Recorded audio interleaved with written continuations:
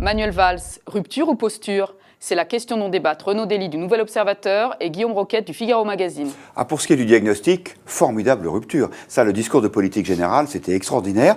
Un état de la France admirablement bien décrit, une crise des finances publiques, trop d'impôts, une description par Valls de la situation de l'insécurité qui faisait froid dans le dos. Les cambriolages partout, la délinquance jusque dans les villages. On se demande qui était le Premier ministre depuis 2 ans, le ministre de l'Intérieur, pardon. Mais en revanche, sur les propositions, là, moi, je ne vois pas de rupture. Oui, il y a le pacte de responsabilité avec les baisses des charges sur les entreprises. Ça fait quoi, 3 mois et demi maintenant qu'on nous les a annoncés? Toujours aucune précision sur le financement des économies qu'il faut trouver en face, c'est 50 milliards. L'ordre de grandeur pour M. Valls, c'est 10 milliards d'euros. Hein. Alors, 10 milliards d'euros, ça, ce sera les économies que feront les collectivités locales, 20 milliards pour l'État, 10 milliards pour les collectivités locales. Fermez le banc, il n'y a rien à voir. Moi, ce que je pense, c'est que Manuel Valls, c'est une rupture de forme. Je pense qu'on n'a vraiment pas perdu au change. Je suis ravi que Jean-Marc Ayrault puisse prendre un peu de vacances. En revanche, la rupture sur la politique, je ne la vois pas. Valls, c'est un Hollandais. Non, mais il n'y a pas de rupture sur l'inflexion sur le cours de la politique menée avant et après le changement de Premier ministre, on est d'accord.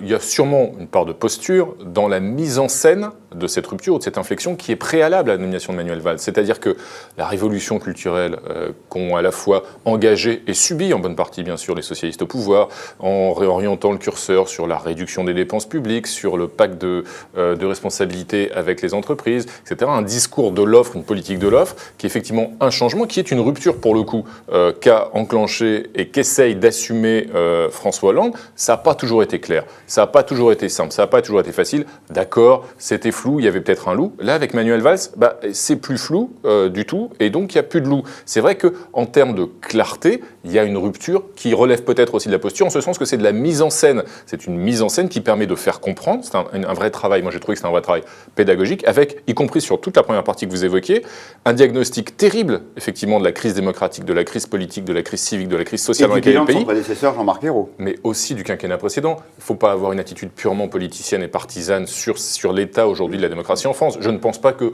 toute cette crise ait uniquement démarré, se soit déclenchée en mai 2012. J'en conviens volontiers. Bien sûr, François Hollande et le gouvernement de Jean-Marc Ayrault n'ont pas sorti la France de la crise, bien sûr. Mais je ne pense pas que ce soit exclusivement la responsabilité de ce gouvernement du gouvernement précédent depuis 22 mois.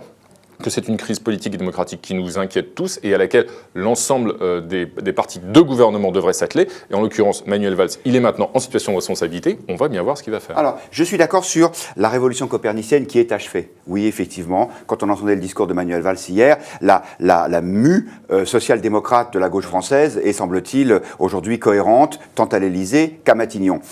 Encore une fois, sur les propositions de politique, cette politique de l'offre, on est d'accord là-dessus. En tout cas, nous, c'est toujours celle qu'on a défendue au Figaro. À mon avis, là où il n'y a pas de rupture, c'est qu'il n'y a pas d'accélération, c'est-à-dire qu'il y a une réponse politique à la crise des municipales, mais il n'y a pas de mesures qui sont plus fortes, qui sont plus en rupture avec ce qui s'est passé avant. Or, à mon avis, la gravité de la crise fait qu'on est un peu en retrait de la main. Moi, j'étais surpris d'entendre ce matin les commentaires dans les divers médias. Les gens insistaient sur la réforme des collectivités territoriales, ce qui est une très bonne chose, sauf que vous avez vu, une région sur 2, c'est pour 2017 qu'on va supprimer, puis on va supprimer les départements en 2021. On pourra aussi affirmer qu'on va éteindre le paupérisme en 2070.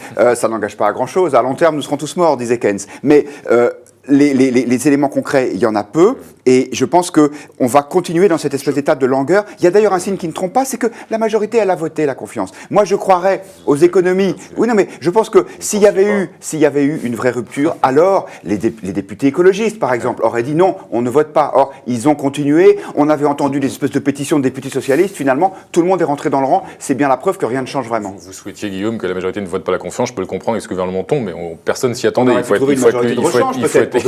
être lucide. Non, mais en l'occurrence, je vous confirme que ce que je vous disais déjà la semaine dernière, Manuel Valls est un homme de gauche, le gouvernement est de gauche. Donc c'est pas forcément une bonne nouvelle pour tout le monde, mais il y a une identité qui demeure. Pour autant, je crois que déjà sur la première partie, le constat, le diagnostic et l'autocritique, ça me semble être très important par-delà les clivages partisans. Il y a une forme, et je crois à l'authenticité, je crois même un petit peu à la sincérité, au risque d'être naïf, de Manuel Valls, mais il ne faut pas être toujours cynique. Ce n'est pas le seul homme politique sincère, d'ailleurs, il y en a aussi dans les deux camps. Mais il y a une forme de parler vrai rocardien qui me semble important. Ensuite, pour ce qui est, c'est son héritage politique, ce parler vrai rocardien, bon, y compris contre sa propre famille, d'ailleurs, c'est à lui à jouer des tours.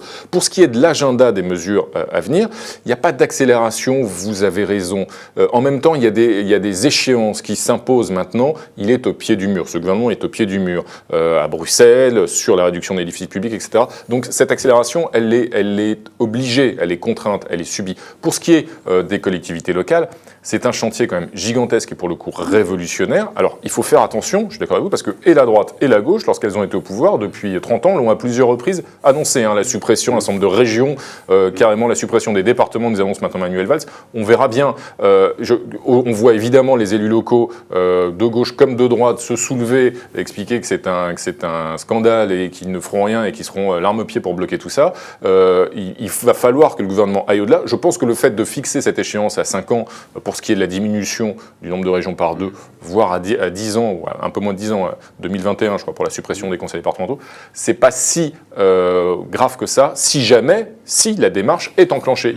Maintenant, il faut des actes et il faut que ce volontarisme se traduise en actes. C'est vrai, même si on peut penser que les promesses n'engagent que ceux qui les reçoivent, ou comme si Manuel Valls avait besoin d'envoyer un signal politique, symbolique, pour montrer qu'il y avait des différences, alors que sur le fond, il n'y en a pas beaucoup. J'ai qu'une inquiétude, moi, dans le discours d'hier, la principale, c'était la nécessité de renégocier avec Bruxelles les échéances pour les économies sur lesquelles nous nous étions engagés. Moi, ce que je crains, c'est que on reporte à nouveau les promesses qu'on avait faites d'améliorer les finances publiques. Vous avez dit, il y a des rendez-vous. Très bien, on va voir si les économies sont là concrètement, alors on les approuvera. Mais pour l'instant, je trouve qu'on a encore gagné du temps. Mais il ne faut pas non plus mourir guéri. On sait que l'important, c'est que la démarche soit enclenchée, que la résorption des déficits se fasse à un rythme rapide, certes, mais pour autant, si on a besoin d'un an de plus pour atteindre la barre des 3%, ce n'est pas forcément un désastre que ce rythme soit éventuellement légèrement ralenti dans le temps, si jamais le cap ne change pas. Oui, d'accord, à condition que ce soit du temps gagné pour faire les réformes et pas du temps gagné jusqu'à la prochaine échéance électorale.